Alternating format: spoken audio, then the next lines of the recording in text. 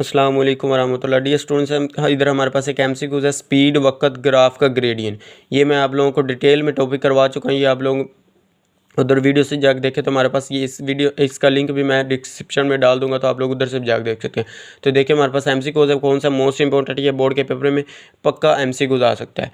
Speed बिलमुकाबल वक़्त graph का gradient जिस्म के औस एक्सेलरेशन के बराबर है। इधर हमारे पास क्या है, स्पीड और टाइम का ग्राफ है, हमारे पास स्पीड और वक़्त का ग्राफ है। जब हमारे पास स्पीड और वक़्त का ग्राफ का जिक्र है तो आप फ़ौरन कहें कि हमारे पास किसके बराबर आता है, औस एक्सेलरेशन के बराबर आता है। तो हमारे पास ये देखिए ऊपर भी लिखा हुआ औसत एक्सेलरेशन के बराबर आता है।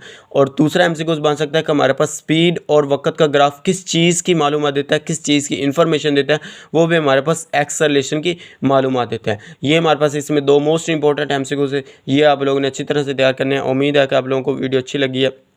वीडियो अच्छी लगे तो लाइक करें, शेयर करें, अपने दोस्तों के साथ इसका लिंक शेयर करें। ओके, अल्लाह हाफिज़, थैंक यू।